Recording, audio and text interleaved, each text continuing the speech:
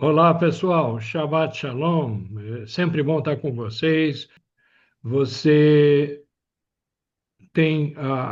tá deixando a gente conversar com você na sua casa, com a sua família, para contar um pouquinho do que a gente viu e entendeu na Paraxá da semana. Nessa semana nós temos a Paraxá Mishpatim, Estatutos. Só que eu estou aqui com a minha esposa, Wanda, para compartilhar com vocês também. Olá, Wanda, Shabbat Shalom. Olá, Alexandre. Shabbat Shalom, Alexandre. Shabbat Shalom para todo mundo. Que a gente possa compartilhar um pouquinho daquilo que a gente sabe e, e, e que vocês possam reconhecer como a gente um dia reconheceu realmente a presença de Deus. É verdade. Vocês sabem que Deus fala ao nosso coração, né? E a gente tem que estar disposto a ouvir. É o que a gente faz. E você não imagina como ele conversa com a gente, como ele se comunica com a gente, como ele vai dando mensagens para a gente. Esse Mishpatim, ele está na Torá, que é Shemot Êxodos 21:11 a 24:18. Na Haftará é com Jeremias 34:8 a 22.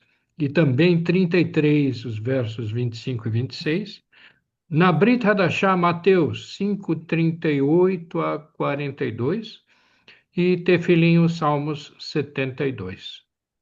É uma paraxá muito interessante porque fala dos estatutos. E se a gente lembra, na paraxá anterior, Deus deu, na verdade, os 10 mandamentos, aquelas leis, 10 leis, que são, na verdade, a Constituição, a base de tudo. E agora, a partir aqui do capítulo 21, ele vai fazer um detalhamento, ele vai fazer as coisas de uma maneira mais prática, para a gente tentar entender melhor o que, o que ele está querendo da gente. Às vezes a gente lê e não entende muito bem, e aqui ele procura fazer isso. Dizem os entendidos que ele deu 613 instruções específicas a partir do Êxodo, capítulo 21, até o fim da Torá, ele tem essas instruções. E vocês vão achar ruim comigo, eu estava pensando em a gente ler todas essas instruções, mas a Wanda achou melhor não, né, Wanda? Eu acho que não. Melhor resumir e falar algumas Ah, coisas. então tá bom, vai em frente. Então, tá bom. Então, no Êxodo 22, o Shemot, no versículo 20, achei muito importante isso. Quem oferecer sacrifícios a qualquer outro Deus, e não unicamente ao Senhor, será destruído. É forte isso, né? Por quê? Porque Deus é zeloso, ele quer as coisas para ele que fez tudo, e ele continua fazendo. Temos que viver em comunhão com Deus. Aí vem a pergunta: como que a gente vive? Deixar os ídolos, tudo aquilo que ocupa o lugar de Deus em nossas vidas. Eu ouvi a palavra, eu ouvi o que ele tem para dizer, porque ele vai guiar a gente. E confiar nas promessas de Deus que não dependem das circunstâncias, mas do caráter fiel de quem prometeu, que promete até hoje. Deus é sempre o mesmo, foi, é e será sempre o mesmo. Aí no 28, não blasfemem contra Deus, nem amaldiçoem uma autoridade do seu povo. Às vezes é difícil, mas a gente não deve nem falar mal e nem amaldiçoar, e muito menos falar mal de Deus. De repente Temos, orar, né, por essas autoridades que a gente não concorda, a gente pode orar por elas, com né? certeza, às vezes é difícil. Eu conheço uma pessoa que ora pelas pessoas horríveis que tem hoje no governo, e eu falo assim, é difícil. É difícil, mas nós temos que fazer isso, porque esse é o mandamento de Deus. E a gente vê cada vez mais. Mais uma coisa, no 31, Deus falou para o seu povo: vocês serão o meu povo santo. Gente, que promessa mais querida, mais linda que Deus podia fazer. E Deus realmente fez isso. Deus, em todas as circunstâncias. Não, ele separou o povo de Deus, escolheu o povo de Israel. E com certeza, nós vemos até hoje, até agora, em todas as circunstâncias, nós vemos o quê? Milagres, milagres, milagres. Então, cada vez mais temos que confiar e confiar em quem? No nosso Deus, aquele que fez céus e a terra. Isso aí. E ele deu várias instruções, na verdade, né? Quer dizer, ele deu, tipo assim, proteção da propriedade, ele, leis de restituição, tipo assim, você fez alguma coisa para prejudicar alguém, então você tem a obrigação de restituir. É, é muito interessante vocês lerem tudo isso para entenderem. Uma coisa que me chamou a atenção está no Êxodo 23, logo no versículo primeiro, ele diz assim: ninguém faça declarações falsas e não seja cúmplice do ímpio, sendo-lhe testemunha mal intencionada. Gente, isso é uma advertência, isso no nosso sistema jurídico, né, é algo muito importante, pô. Eu não posso falar o que não é verdade, né? Tem gente que fala, mas Deus não gosta dessa brincadeira e pode ter certeza que lá na frente Deus vai tratar desse assunto com essa pessoa. Mas fica aí esse princípio: não faça declarações falsas. O que você falar foi o que você viu, né? Não fala que, na verdade, a pessoa estava com uma camisa vermelha, mas, na verdade, estava com uma camisa branca. Então, não faça declarações falsas, tá?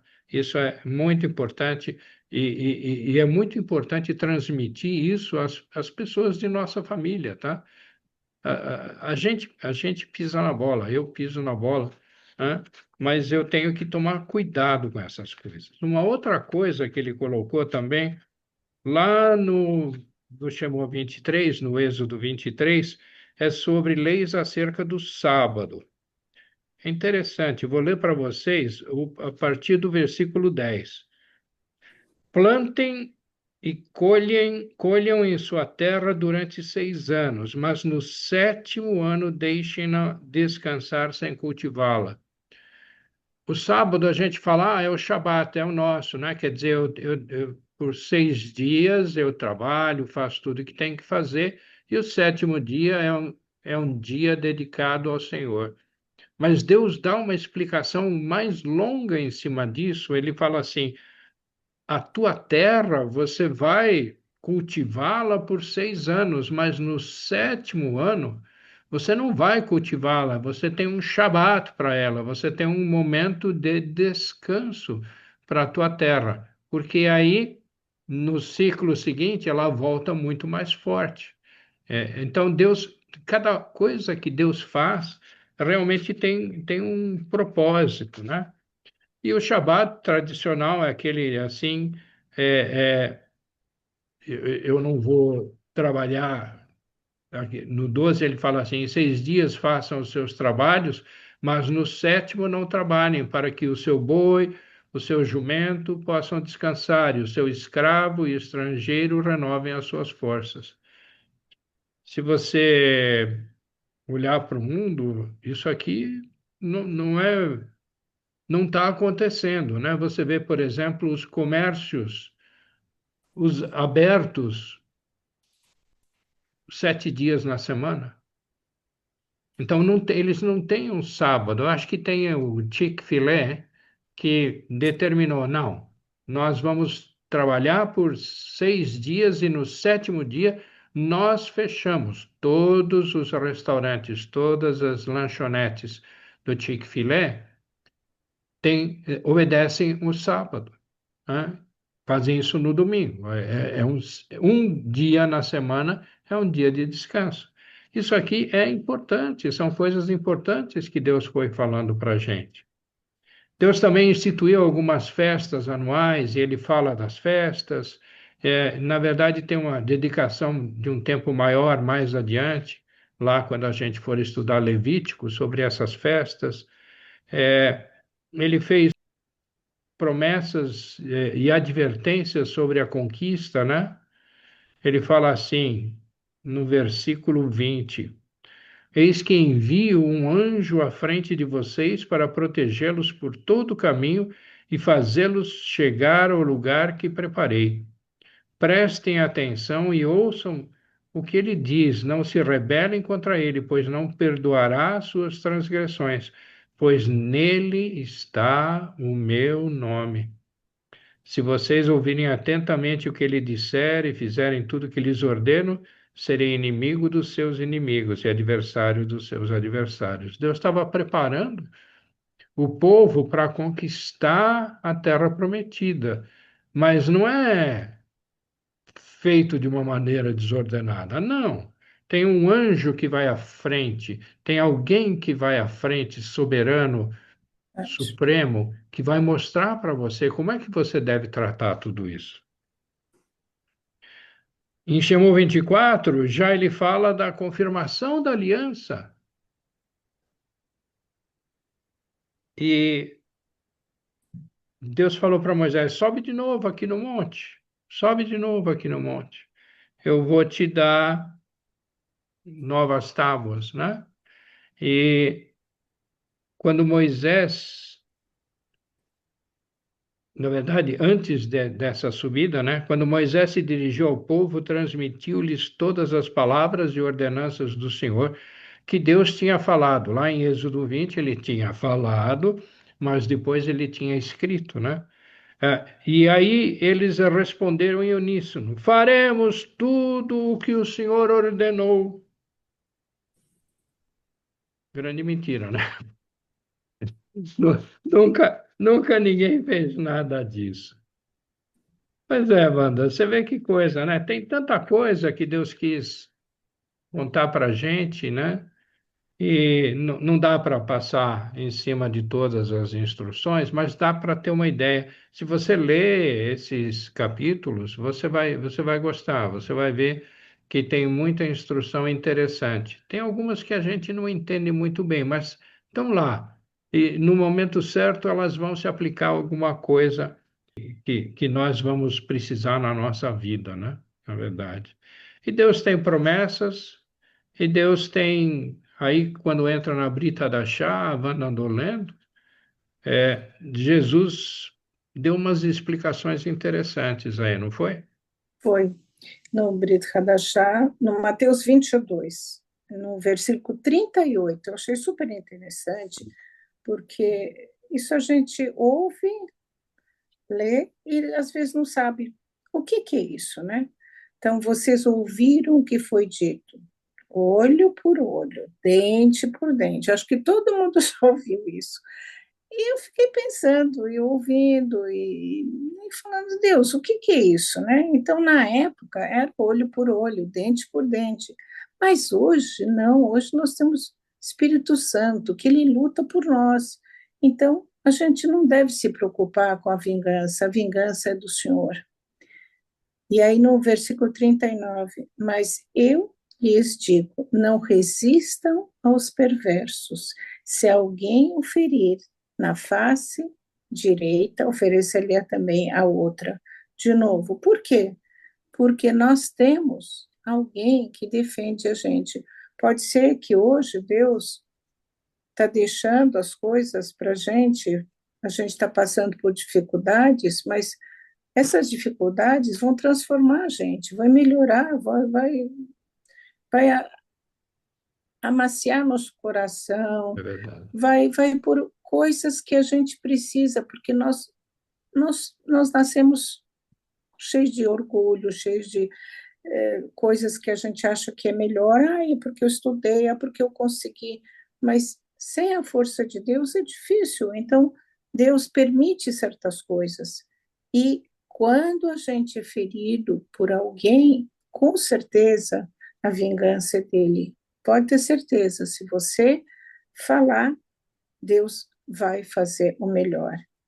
E no versículo 40, e se alguém quiser processá-lo e tirar a túnica, deixe que leve também a capa, porque ele vai restituir tudo. Então, confiamos em Deus ou não confiamos? Se a gente confiar, ele vai dar muito mais do que a túnica, vai dar muito mais coisas. Então, confiamos em Deus. Sem confiança em Deus, é difícil viver num mundo onde o maligno, as coisas ruins estão acontecendo. Então, vamos cada vez mais confiar. 41, se alguém, o versículo 41, se alguém o forçar a caminhar com ele 1 milha, vá com ele 2. No 42, dê a quem lhe pede, não volte as costas àquele que deseja pedir-lhe algo emprestado. E outro dia eu li um negócio tão bonito, quando você dá com a mão direita, você recebe com a esquerda. Então, com certeza, Deus está sempre com a gente, está ouvindo a gente, está vendo a gente. As injustiças estão acontecendo porque as pessoas não querem ouvir a Deus. E Deus falou através de burrinho, através da sarça. Deus fala com a gente. Ele já falou comigo várias vezes, mas a gente tem que ter ouvido e entender que ele conversa, que não é que você ouvir um sonzinho, não. Deus fala com a gente. Ele que é o melhor, com certeza.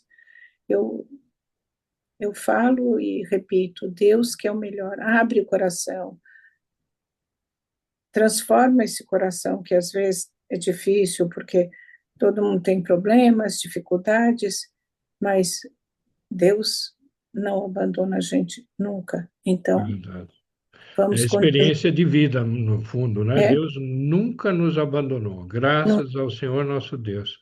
e a gente tem que ver quantas bênçãos a gente já recebeu. A gente não é só dificuldades, nós também recebemos muitas bênçãos. O fato de a gente hoje falar aqui é uma bênção. Então, que Deus continue também abençoando a gente, abençoando as pessoas que estão ouvindo. É verdade, é Paz, senhor verdade. Alexandre. Muito obrigado, dona Wanda. Hã? Mas é isso, né? Quer dizer, na verdade, Jesus, Yeshua, ele deu uma interpretação melhor para aquela lei que tinha lá no Antigo Testamento. Como você falou, Wanda, naquele tempo, o Espírito ele aparecia de vez em quando com as pessoas. Hoje, para aqueles que acreditam, para aqueles que entenderam quem é Yeshua e aceitaram o seu sacrifício, o Espírito de Deus está dentro do seu coração. Ele Amém. está com você e ele vai te ajudar a fazer as coisas como devem ser, quer dizer, tratar com generosidade, tratar com compaixão, é, fazer além do que é pedido, né? Quer dizer, se te pedirem 1 milha, você anda 2 milhas, você vai além da expectativa, além do que as pessoas pedem para você. Isso tudo são coisas, são princípios muito bons para a gente seguir. Amém. E a gente falou de Yeshua, mas Jeremias, se a gente for lá no Jeremias 33, que faz parte desse estudo, né? Lá no versículo 25, ele diz assim: Assim diz o Senhor: Se a minha aliança com o dia e com a noite não mais vigorasse, se eu não tivesse estabelecido as leis fixas do céu e da terra, então eu rejeitaria os descendentes de Jacó e do meu servo Davi, e não escolheria um de seus descendentes para que governasse os descendentes de Abraão, de Isaque e Jacó. Mas eu restaurarei a sorte deles e lhes manifestarei a minha compaixão. Na verdade, Deus está dizendo assim: povo, meu povo, povo de Israel, olha aqui, se o dia parar de existir ou a noite parar de existir, então o que eu falei não é verdade, mas o dia e a noite continuam existindo do jeito que nós temos, né? E, portanto, todas as promessas de Deus são válidas. E Deus fala assim: eu restaurarei a sorte deles. Tem outras passagens que dizem assim: Eu vou te trazer de volta de onde você estiver. Você vai para Israel. Você vê o que está acontecendo hoje com Israel. O mundo está contra Israel, mas o povo judeu está migrando mais e mais, mesmo com as lutas, mesmo com as confusões, está migrando para Israel. Então, são coisas maravilhosas, maravilhosas. E eu acho que para finalizar, eu anotei dois versículos aqui do Salmo 72 que mexeram comigo, sabe? O versículo 18 e 19. Bendito seja o Senhor Deus, o Deus de Israel, o único que realiza feitos maravilhosos. Bendito seja o seu glorioso nome para sempre. Enche-se toda a terra da sua glória. Amém e amém. A Amém. glória de Deus, a presença de Deus está em todos os lugares, principalmente junto com os filhos dele, junto com aqueles que entenderam quem é Yeshua.